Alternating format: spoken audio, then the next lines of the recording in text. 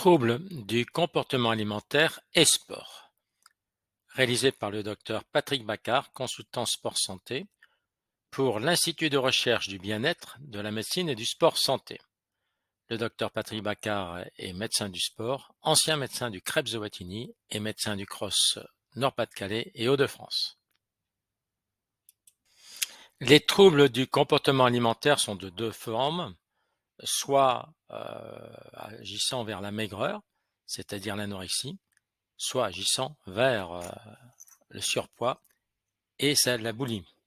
Nous allons aborder exclusivement le trouble du comportement alimentaire, anorexie. Le saviez-vous, l'anorexie, ce n'est pas seulement l'expression d'une maigreur en lien avec un trouble du comportement alimentaire. C'est aussi un long cheminement de la personne anorexique qui n'accepte plus l'image de son schéma corporel. Malheureusement, le sport, qui par ailleurs a beaucoup d'autres vertus, l'activité physique ou toutes les expressions de remise en forme, peuvent conduire à une conduite addictive qui perturbe profondément la capacité d'analyse de la personne. C'est ainsi que l'anorexia athética est une limitation volontaire du poids afin de performer.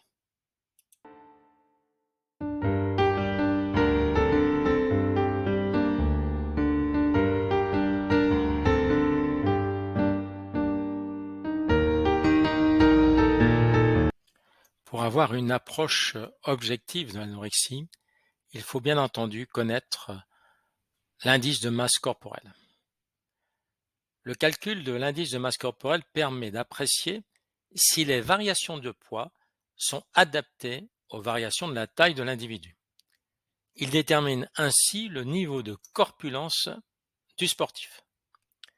L'IMC se calcule de façon mathématique suivant: poids au kilo que divise la taille au carré en mètres.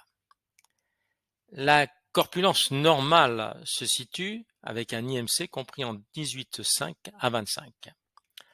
En dessous de 18,5, nous rencontrons dans le cadre d'une phase dite de maigreur ou d'anorexie.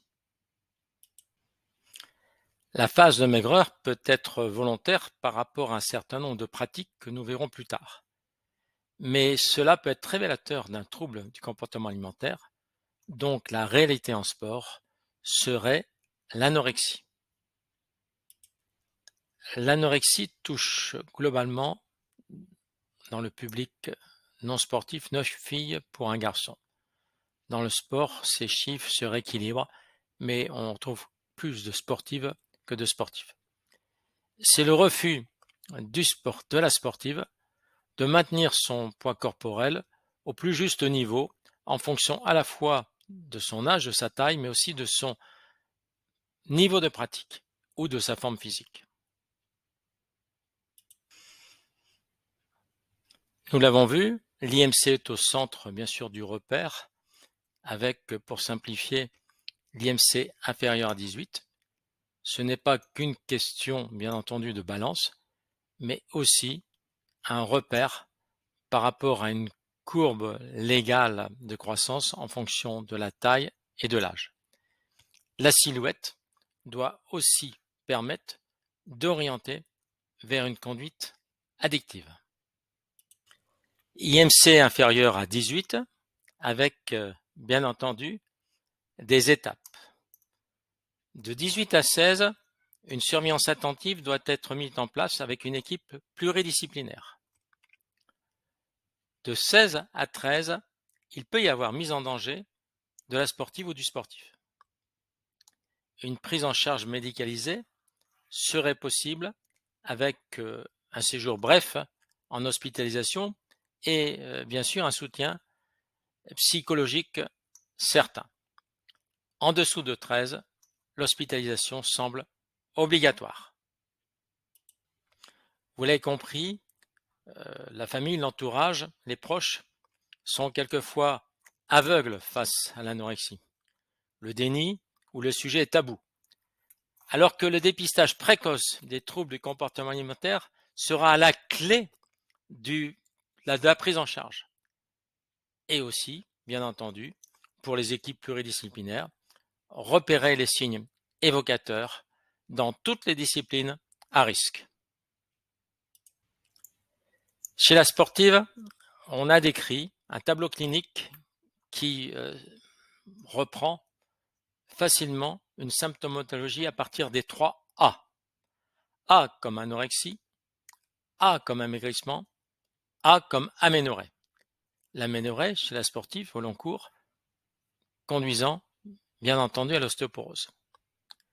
Tout ceci dans un tableau clinique d'hyperactivité, dont dans le sport.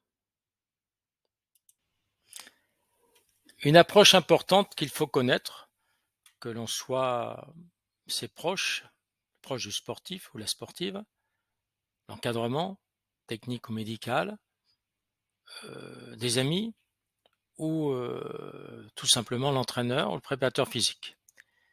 Premier signe de gravité pouvant imposer l'hospitalisation, mais c'est souvent du domaine plus médical, c'est la mesure de l'IMC avec un IMC inférieur à 14.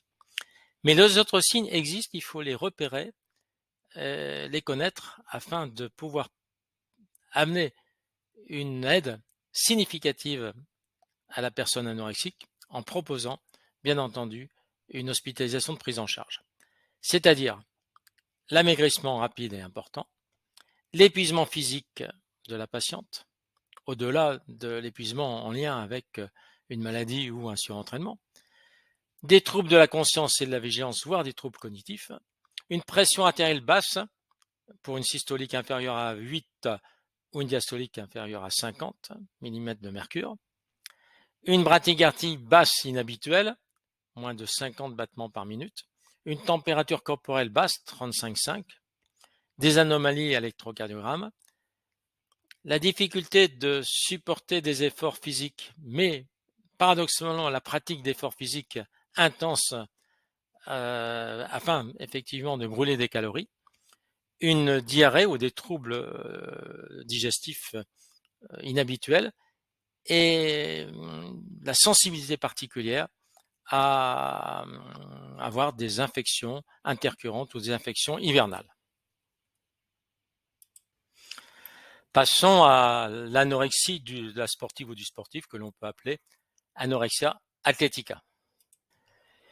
L'anorexie athletica est un trouble du comportement alimentaire avec une volonté de maigrir chez le sportif et chez la sportive. Elle touche 8 filles pour 2 garçons. Celle-ci peut toutefois revenir à la normale sans aucune prise en charge après une série de compétitions ou la compétition de référence ou lors de l'arrêt du sport. Tous les sports sont-ils concernés?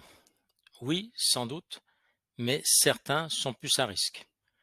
Nous pouvons reprendre 3 grands groupes pour simplifier.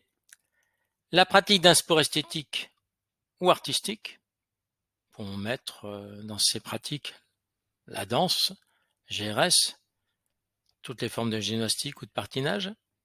La pratique d'un sport à catégorie de poids, lutte, boxe, judo, équitation non les jockeys, et la pratique d'un sport où le poids peut être un handicap pour la performance, l'athlétisme et les sauts, soit ski, aviron, cyclisme, etc.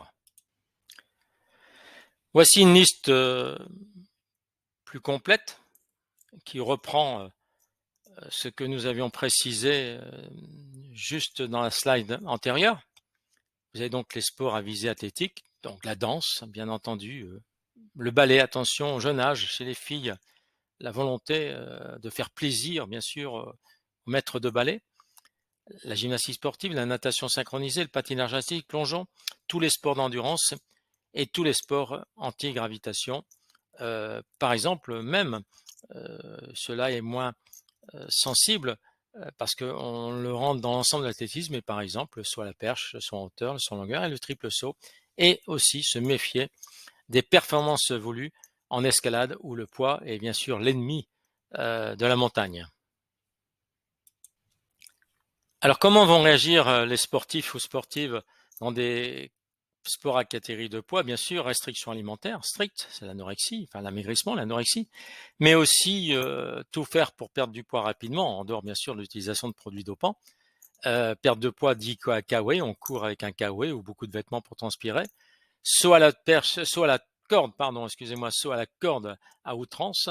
Et puis, bien entendu, les séances de sauna pour éliminer, surtout d'ailleurs de l'eau. Alors, même si le sujet est tabou, voici quelques chiffres estimatifs qui permettent de voir l'importance de l'anorexie en sport. 14% des coureurs de fond, 22% des skieurs ou des sauteurs à ski, 15% des nageuses, 12% des rameurs, 12% des cyclistes et 15% des jockeys. Ces chiffres sont certainement sous-évalués. Sport esthétique et compétition, voici l'exemple type et parlant du rôle de la maigreur dans l'exécution d'un geste qui pourrait conduire à une notation parfaite.